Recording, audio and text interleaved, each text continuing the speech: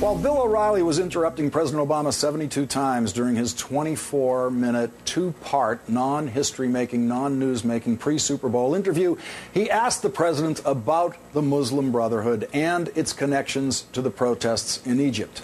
To keep things fair and balanced, Sean Hannity got a room full of Republicans in Iowa, the first presidential caucus state, to analyze President Obama's answer.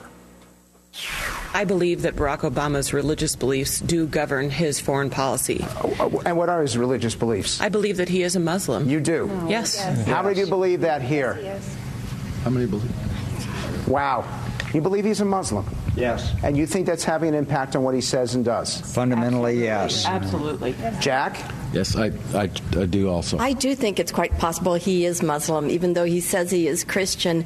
But I think that this type of rhetoric, he's waffling on both sides. But let's focus on his presidential, on how he communicates when it comes to foreign policy and his policies. Shouldn't we be backing the president? Isn't that the loyal thing to do? He is Neville Chamberlain in 1939. He is an appeaser, and he will lead us down a path to destruction if we're not careful. So why would a room full of Iowa Republicans think the president's really a Muslim? Well, with congressmen in Iowa like Republican Steve King, in the business of seeking to embarrass the administration into enforcing the law, particularly with regard to immigration. He won't do that. He's a Marxist. He's a Muslim Marxist.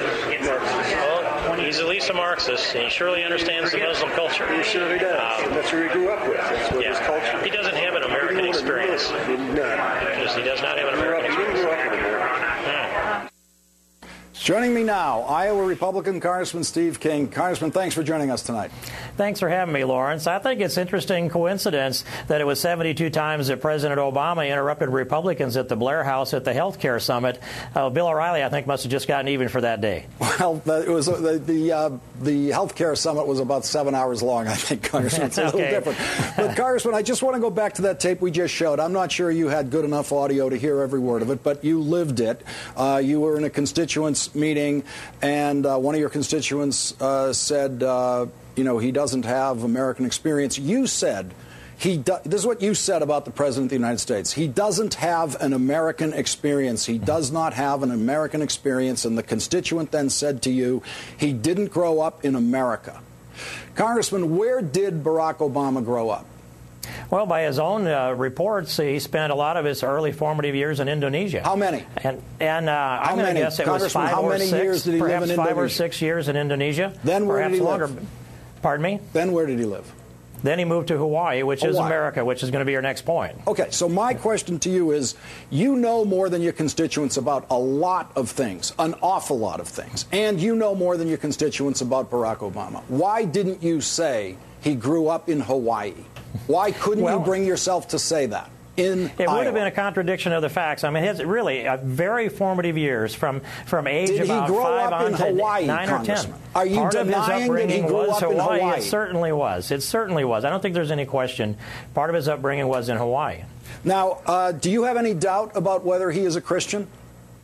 I think that is up to the president, but I will tell you that I would not present him as anything other than that. It's his religion. That's what he said. In fact, when he gave his speech in Cairo last year, do you believe he he's told a Christian? the Muslim do you crowd that believe he's a Christian, Congressman? I take him at his word. Are you a Christian?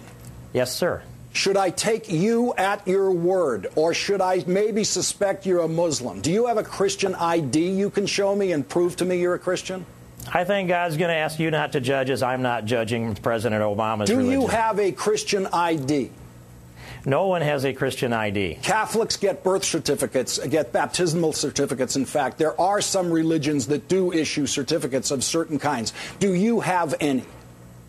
I don't think I do. I've got a certificate of baptism, so that would be a start. How do we know you are not a Muslim? How do you know someone is not a Muslim and is a Christian? As I said, to bring this back around full circle, the president stood in Cairo and spoke to the Muslim world and professed to be a Christian. If he will stand in front of the Muslim world and make that statement, I take him at his word. I don't question his religion. I will say that the criticism of his religion seems to have accelerated his church going, and I think that's a good thing. Now, do you think the kind of meeting that you had with your constituents helps clarify for them the president's religion, or helps confuse them to the point that 40% of a Republican focus group in your state is completely wrong about the president being a Muslim? Well, I saw a poll in the Examiner today that showed 46% of Republicans believe that. So I would submit it's not a Republican problem. This is the president's problem. I mean, he has done some to dispel this, but not completely. Well, let me ask you this. If Republicans believe the world is flat, is that a Republican problem or a geography problem? If the president had been involved in convincing people the world is flat, it's partly his problem, too. But if you listen, the president went to Cairo and gave his speech. He said to the people in Cairo, and he went to speak to the Muslim world. That's how he presented it. He said he's a Christian, but he also said he grew up in 3 continents of exposure to the Muslim culture and that he's familiar with the Muslim culture. He also talked about the call to prayer. And so he reached out and he reminded them of his middle name. The president has done not a lot to dispel this thing that I think is a myth. And so I think it's the president's problem, not a Republican problem. When JFK gave a speech about the Berlin Wall, did people in Iowa think he was German? Oh, of course not. Why not? Are you telling me that it's legitimate for people in Iowa to think he's a Muslim because he gave a speech in Cairo? I think you're missing my point. I'm talking about the content of the speech and the purpose for the speech. He went to Cairo to speak to the Muslim world. If he gave a speech addressed to Germans, okay, as other presidents have done when there was a Berlin Wall, would your constituents think the president was then German? Of course not. Why not? That seems to be the logic that prevails among your constituents, which you do nothing to correct. Let me submit that he said, my name is John Fitzgerald Kennedy, not Barack. Mention my middle name, Obama. The president made it a point to emphasize his middle name in Cairo and to talk about his upbringing in the Muslim culture. And so that helps to perpetuate the persona that he has a close affiliation with the Muslim religion. Do you think when you meet with your constituents and you do not explain to them the truth about the president that you are also complicit in perpetuating this lie?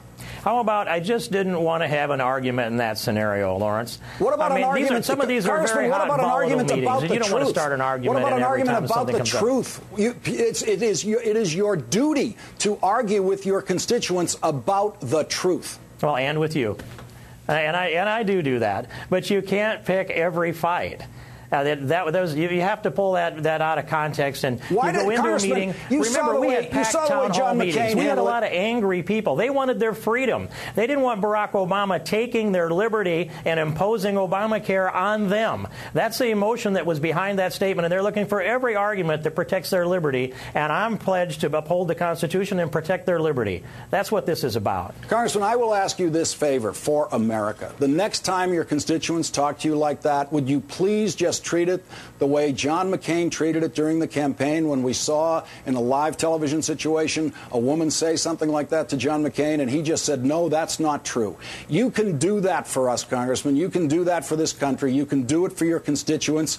Get it on some videotape and we will show it here. Well, let's do this. So I'll ask you, go back and read the president's speech in Cairo. That'll give you a sense of what he's doing that helps move this myth along. And if he will pull back from that a little bit, I'll see if I can move a little in that direction. We can come together, Lawrence. Just asking you to tell the truth, Congressman. Congressman, thank you very much for joining us tonight. You.